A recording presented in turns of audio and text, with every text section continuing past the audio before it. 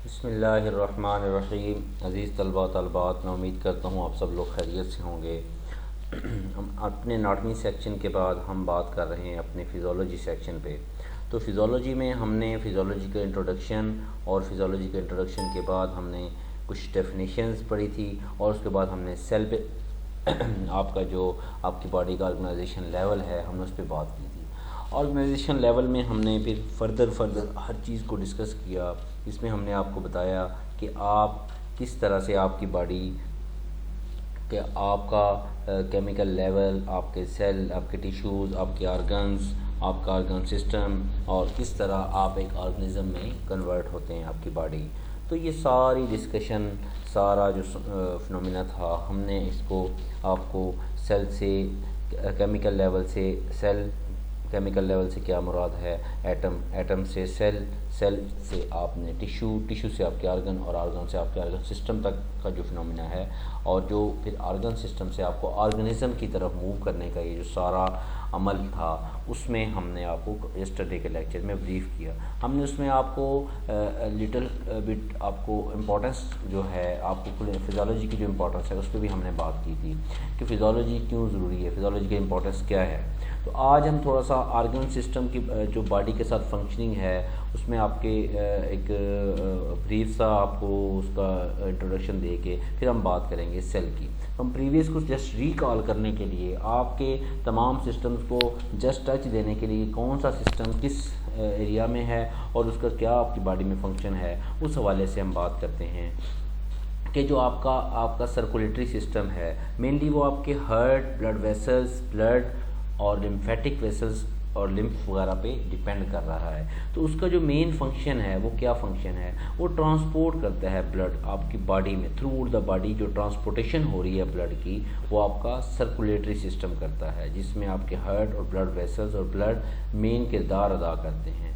इसके साथ आपके पास रेस्पिरेटरी सिस्टम है, जिसमें आपके पास nose, pharynx, larynx, trachea, bronchi और लंग्स इसके मेजर कंटेंट्स हैं, जो एक्सचेंज करते हैं कार्बन डाइऑक्साइड एंड ऑक्सीजन का, जो रेगुलेट करते हैं हाइड्रोजन आयन कंसंट्रेशन को। ठीक है, इसमें एक्सचेंज हो रही है आपकी कार्बन डाइऑक्साइड और आपकी ऑक्सीजन की, और रेगुलेशन हो रही है हाइड्रोजन आयन कंसंट्रेशन की। ठीक है, इस तरह से आपका रेगुलेटरी सिस्टम वर्किंग कर रहा है। इसी तरह आपका डाइजेस्टिव सिस्टम भी है। डाइजेस्टिव सिस्टम में आपका माउथ, आपका फेरिंक्स, आपका एसोफेगस, आपका stomach, intestine, salivary glands, pancreas, liver, gall bladders इसके मेजर कंटेंट्स हैं। तो ये digestion and absorption of organic nutrients, salts and water की डाइजेशन करवा रहा है आपका डाइजेस्टिव सिस्टम, इसकी मेन फंक्शनिंग है। आपका मस्कुलोस्केलेटल सिस्टम है, जिसमें आपके कार्टिलेज हैं, आपके बोन्स हैं, टेंडन्स, जॉइंट्स, स्केलेटल मसल्स इसमें आपके लाई कर रहे हैं। तो ये इनका फंक्शन क्या है, इनका फंक्शन है सपोर्ट करना, प्रोटेक्शन प्रोवाइड करना, movement of the body and protection of blood cells. उसको जो प्रोटेक्शन प्रोवाइड करता है वो आपका कौन सा सिस्टम है, आपका मस्कुलोस्केलेटल सिस्टम है। इसमें आपके पास एक आपका यूरिनरी सिस्टम भी है।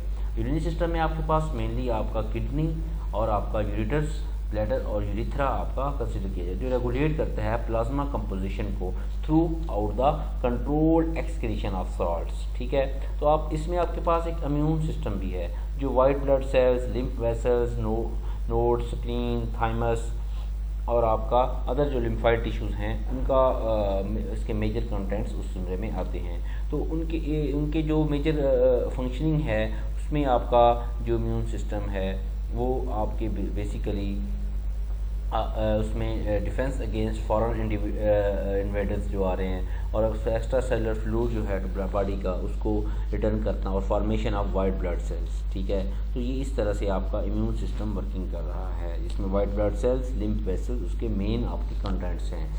इसी तरह इसके साथ साथ आपका नर्वस सिस्टम है। तो नर्वस सिस्टम में हमने basically brain, spinal cord, peripheral nerves, ganglia और स्पेशल सेंस ऑर्गन हैं, जिसमें हम regulation and coordination of many activities in the body, detection of changes in the internal and external environment और state of consciousness learning और cognition इसमें आपका major functioning consider किए जा रहे हैं। और इसके साथ साथ हमारे पास एंडोक्राइन सिस्टम है। एंडोक्राइन सिस्टम में क्या है, ऑल ग्लैंड्स सेक्रीटिंग हार्मोन्स जो आपके हैं तमाम इसमें इंक्लूड किए जा रहे हैं। पैंक्रियास, टेस्टिस, ओवरीज वगैरह आपके एंडोक्राइन सिस्टम। देखें बाकी जितने भी हम सिस्टम पर देख के आ रहे हैं उनकी कोई ना कोई पोजीशनिंग है। एंडोक्राइन सिस्टम एक ऐसा सिस्टम है जिसकी खास पोजीशनिंग नहीं बनती, ठीक है। आपकी पूरी बॉडी में कहीं ना कहीं आपका एंडोक्राइन सिस्टम वर्किंग कर रहा है, इंटेस्टाइन, थाइमस, हार्ट, ठीक है, एंडोक्राइन सेल्स, ठीक है, आपकी ovaries, testis, pancreas, pituitary gland, thyroid gland, ठीक है, पैराथायरॉइड ग्लैंड। इसका मेन फंक्शन क्या है, regulation and coordination of many activities in the body, ठीक है, ग्रोथ कराना, मेटाबॉलिज्म करवाना, रिप्रोडक्शन करवाना, ब्लड प्रेशर को कंट्रोल करना, इलेक्ट्रोलाइट बैलेंस कराना, ठीक है। तो ये सारे जो सिस्टम हैं, ये जो सारे फंक्शन है, ये आपके एंडोक्राइन, आपका जो एंडोक्राइन सिस्टम है उसके मरहूने मिनत हैं। इस तरह आपके साथ इसके रिप्रोडक्टिव सिस्टम है। तो रिप्रोडक्टिव सिस्टम मेल में आपके पास टेस्टीज हैं, आपका पीनस है और आपके दूसरे एसोसिएटेड डक्ट्स हैं, इसमें आपके पास ग्लैंड्स आ रहे हैं, ठीक है। और आपके फीमेल में जैसे हमने एनाटमी में पढ़ा आपके ओवरीज, ये जस्ट देखें इस सिस्टम का आपको एक रिकॉर्ड एनाटमी के हवाले से भी मिल रहा है। बार बार ये चीज़ें इसलिए बताई जा रही हैं, हो सकता है कोई चीज़ आपके जहन में रह जाए, ठीक है। ओवरीज, फ्लोपियन ट्यूब्स, यूट्रस और आपका वजाइना और मेमरी ग्लैंड इसमें कंसीडर हैं। तो उनकी क्या फंक्शनिंग है, वो production of sperm, transfer of sperm to female, production of eggs, provision of nutrient environment for the developing embryo and foetus, nutrition of infants इसमें कंसीडर किए जा रहे हैं। इंटेगोमेंट्री की जब बात करते हैं तो इंटेगोमेंट्री प्रोटेक्शन होती है against injury and dehydration, defence against foreign invaders और रेगुलेशन ऑफ टेम्परेचर इसमें कंसीडर किया जा रहा है। तो ये सारे system further one by one इनका रिकॉर्ड, इनकी फंक्शनिंग, इनकी पोजीशनिंग जस्ट बताने का मकसद ये है कि आपको इनका आइडिया हो कि आपका कौन सा सिस्टम किस तरह से आपकी बॉडी में वर्किंग कर रहा है। तो आज का हमारा जो मेन डिस्कशन है उसमें हम सेल पे बात करेंगे। सेल क्या है, membrane bound structure that occur as a functional independent unit of life. देखें स्टेटमेंट पूरा एक मतलब रखती है, पूरा एक मेम्ब्रेन बाउंडेड है, मतलब इसके विद मेम्ब्रेन है ऐसा structure that occur as a functional independent, functionally independent है, किसी चीज़ पे डिपेंड नहीं कर रहा, यूनिट ऑफ लाइफ है, पूरी ज़िंदगी है उसमें, उस यूनिट को क्या कहते हैं, सेल कहते हैं। मेम्ब्रेन बाउंडेड, मेम्ब्रेन बाउंड है, इर्द गिर्द उसके मेम्ब्रेन है, ऐसा स्ट्रक्चर जो इंडिपेंडेंट फंक्शन का परफॉर्म करता है लाइफ का, उसको क्या कहते हैं, सेल कहते हैं।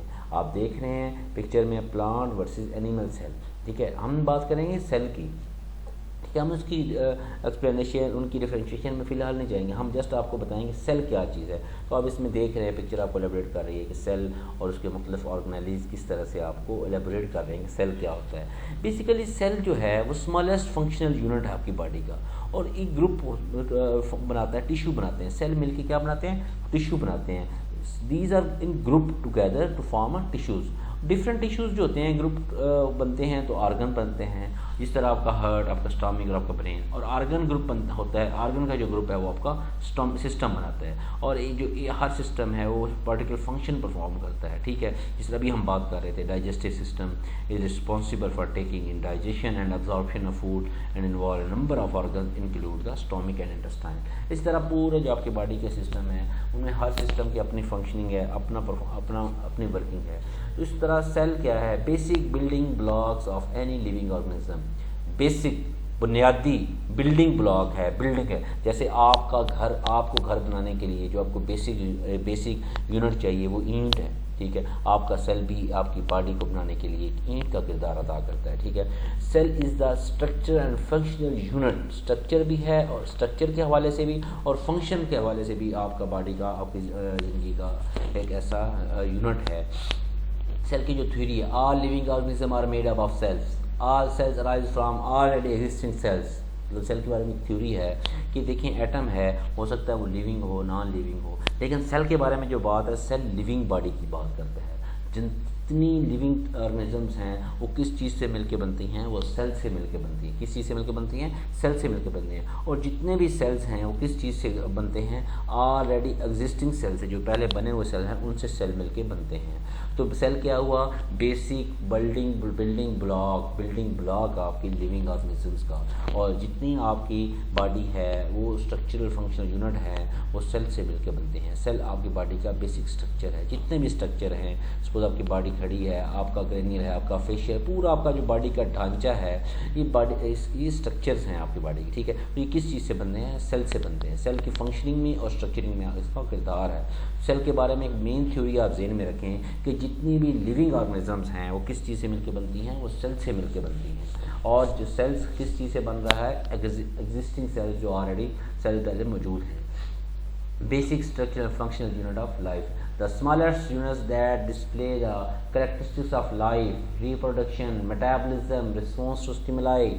मतलब वो चीज़ जो लिविंग हो, लिविंग के ज़ुमरे में आती हो। लिविंग चीज़ किसको कहते हैं, जो सांस लेती है। सांस लेने में कुछ, उसकी सांस लेने की भी कुछ डेफिनेशंस हैं। कुछ जो चीज़ रिप्रोड्यूस हो सके, मेटाबोलाइज हो सके अपने पार्ट्स में, जो रिस्पॉन्स करे अपने स्टिमुलाई पे, ठीक है, वो चीज़ें लाइफ के ज़ुमरे में आती हैं, वो चीज़ें लिविंग के ज़ुमरे में आती हैं। तो ऐसी चीज़ जो स्मॉलेस्ट हो, छोटी से छोटी हो, लेकिन अपनी करैक्टरिस्टिक्स शो करती हो रिप्रोडक्शन के हवाले से, मेटाबॉलिज्म के हवाले से और आपका रिस्पॉन्स टू स्टिमुलाई के हवाले से, उस चीज़ को क्या कहते हैं, उस चीज़ को सेल कहते हैं। ऐसा छोटे से छोटा यूनिट जो अपनी खसूसियात ज़ाहिर करे, कौन सी खसूसियात, reproduction, growth, metabolism, response to stimuli, उसको क्या कहते हैं, उस छोटे यूनिट को लाइफ कहते हैं। उस छोटे यूनिट को क्या कहते हैं, सेल कहते हैं। What is the definition of a cell, the basic unit of life, cell make up plants, cell makes up all living things. Can you think of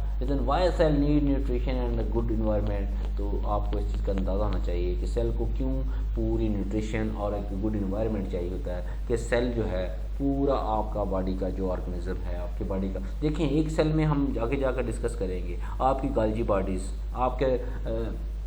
आपकी उसमें आपके पास बाकी आपके जो ऑर्गेनिज्म हैं, न्यूक्लियस है आपका, ठीक है, आपके पास सेल की पूरे साइटोप्लाज्म है आपके पास, ठीक है, एंडोप्लाज्मिक रेटिकुलम है। तो इनकी अपनी अपनी फंक्शनिंग है। राइबोसोम्स हैं, गोल्गी एपरेटस हैं, लाइसोसोम्स हैं आपके पास, माइटोकॉन्ड्रिया है। तो ये आपके सारे आपके सेल के ऑर्गेनेलीज हैं, ठीक है, आपके सेल के क्या हैं, ऑर्गेनेलीज हैं। तो इनके बगैर आपका सेल फंक्शन परफॉर्म नहीं कर सकता। ये ज़रूरी कॉन्स्टेंट्स हैं आपके सेल के। तो इस हवाले से आपका जो सेल है, इसलिए इनको नशोनुमा करने के लिए उसको न्यूट्रिएंट्स और गुड इन्वायरमेंट दरकार है। सेल थ्योरी क्या है, one of the functions of the modern biology. All living things are made up, are compose of one or more cells. The chemical reaction of living cells take place within the cell. इतना chemical reactions जो भी आपका उसमें हो रहा है वो within the cells perform हो रहा है। All cells originate from pre-existing cells. पहले हमने स्टार्ट में बात की कि तमाम जो सेल्स हैं वो किस चीज़ से जनरेट होते हैं, पहले से बने हुए सेलों से बनते हैं। Cells contain hereditary information which is pass from one generation to another. जो आपका सेल है उसमें विरासती इंफॉर्मेशन भी महफूज होती है जो एक नस्ल से दूसरी नस्ल को मुंतकिल की जाती है। तो ये सारी आपके सेल की खसूसियात हैं, ठीक है ना।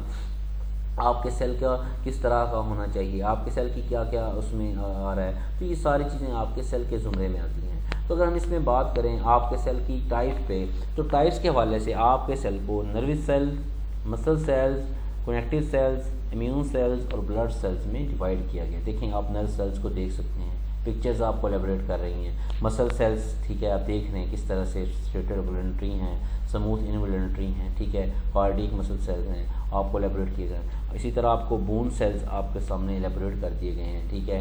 रिप्रोडक्टिव सेल्स हैं आपके पास, स्पर्म और ओव्यूम वाले, ठीक है।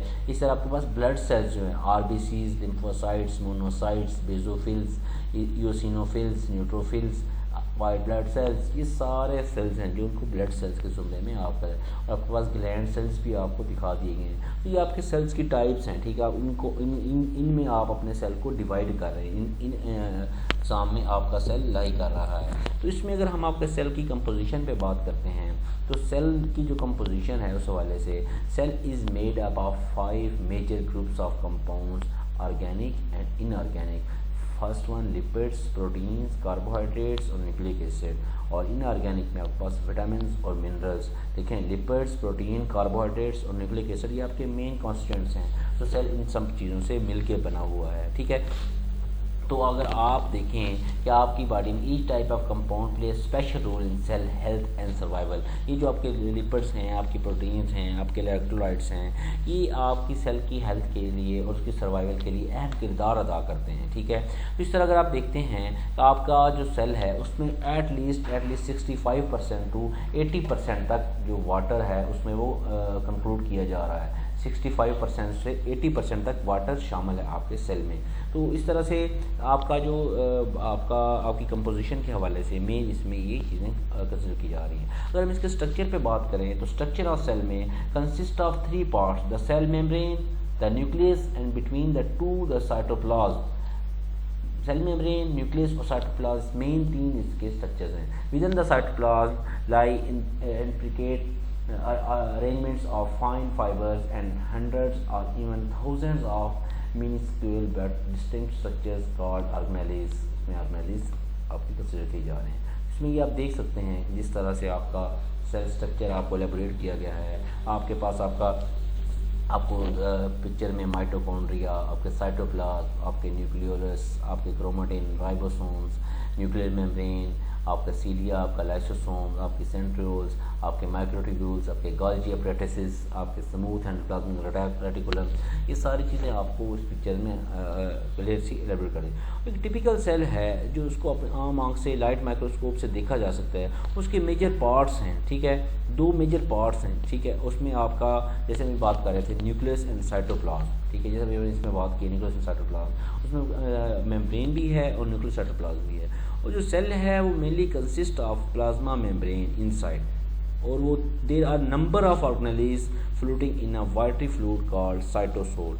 साइटोसोल क्या है? वो आपका वाटरी फ्लूइड है आपकी बॉडी में, जो जिसमें नंबर ऑफ सेल्स आपका नंबर ऑफ ऑर्गेनेल्स उसमें फ्लोट कर रहे हैं आपकी उसमें वाटरी फ्लूइड के दरमियान। तो आपका जो सेल है वो प्लाज्मा मेम्ब्रेन की कंसिस्ट करता है, और जिसमें आपका काफ़ी सारे ऑर्गेनेल्स हैं जो मैंने आपको लिस्ट किए हैं, वो आपके वाटरी फ्लूइड में फ्लोट कर रहे हैं। जो वाटरी फ्लूइड है साइटोप्लाज्म का, उसको क्या कहते हैं? उसको साइटोसोल कहते हैं। साइटोसोल किसको कहते हैं? Watery fluid of cytoplasm is called cytosol. Watery fluid of cytosol is called watery fluid of cytoplasm is called cytosol.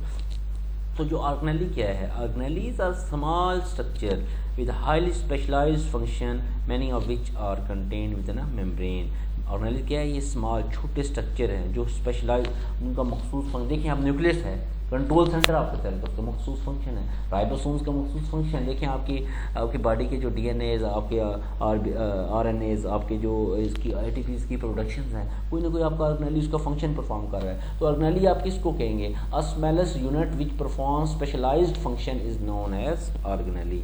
ठीक है, तो ये इंक्लूड करता है आपके ऑर्गेनेल्स में न्यूक्लियस, माइटोकॉन्ड्रिया, जैसे आपको लिस्ट किए गए हैं, सामने आप देख रहे हैं पिक्चर में, ribosome, endoplasmic reticulum, Golgi apparatus, lysosome, microfilaments और आपके माइक्रोट्यूब्यूल इसमें इंक्लूड की जा रही हैं। तो जो डिफरेंट सब्सटेंस हैं जो मेकअप सेल होती हैं, उनको कलेक्टिवली क्या कहते हैं? उनको कलेक्टिवली प्रोटोप्लाज्म कहते हैं। उनको क्या कहते हैं? प्रोटोप्लाज्म कहते हैं।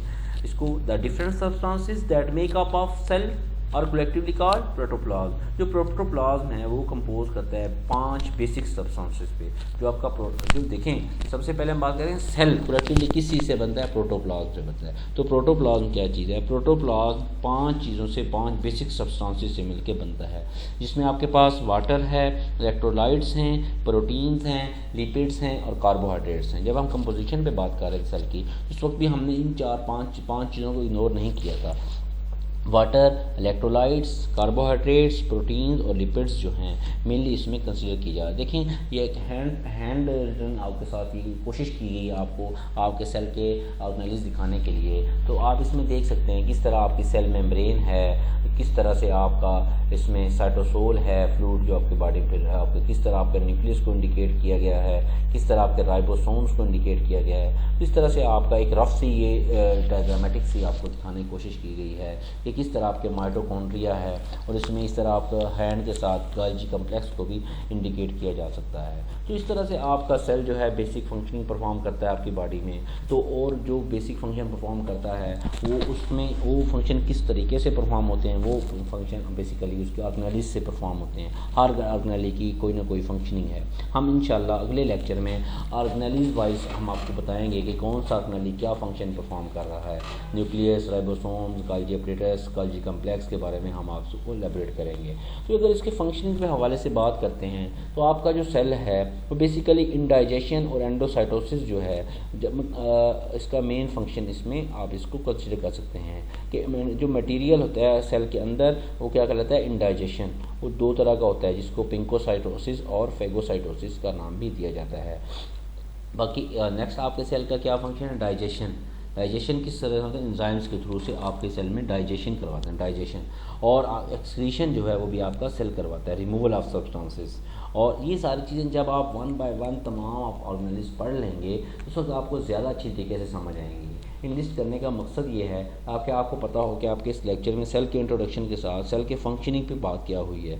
बैक्टीरियोसिडल एक्शन भी है, इसका एक्शन जो परफॉर्म करते हैं बाय लाइसोसोम्स इसका परफॉर्म करते हैं। और ये सेंसिस भी करवाता है, प्रोटीन की सेंसिस होती है राइबोसोम से, लिपिड की सेंसिस होती है स्मूथ एंडोप्लाज्मिक रेटिकुलम से, ठीक है। इस तरह से गैलेक्टोज जो है वो गोल्गी एपरेटस से इनको मैन्युफैक्चरिंग हो रही है, सेंसिस हो रही है। और ये आयंस की और मालिक्यूल्स की ट्रांसपोर्ट भी करता है सेल में अंदर और सेल के बाहर। तो ये सारा जो फंक्शन है डाइजेशन, एक्सक्रीशन, बैक्टीरियोसिडल, सेंसिस और आपका ट्रांसपोर्ट और इंडाइजेशन, ये आपके सेल के ज़ुमरे में आता है। तो यहाँ तक जो हमने डिस्कशन की उसमें आपको सेल के बारे में बताया, आपके सेल के कंपोनेंट्स के बारे में बताया, आपके सेल के कंपोजिशन के बारे में बताया, ठीक है, और आपके सेल के स्ट्रक्चर्स के बारे में बताया, आपके सेल में क्या क्या चीज़ किस किस तरह लाई कर रही है, किस किस तरह प्रेजेंट है। तो हम इंशाल्लाह कोशिश करेंगे कल के लेक्चर में हम आपके सेल के जो बेसिक टाइप्स हैं, टाइप्स ऑफ सेल हैं, उस पर बात करेंगे। आपके सेल के जो मेजर कंपोनेंट्स हैं साइटोप्लाज्म और न्यूक्लियोप्लाज्म पे बात करेंगे, न्यूक्लियस पे बात करेंगे।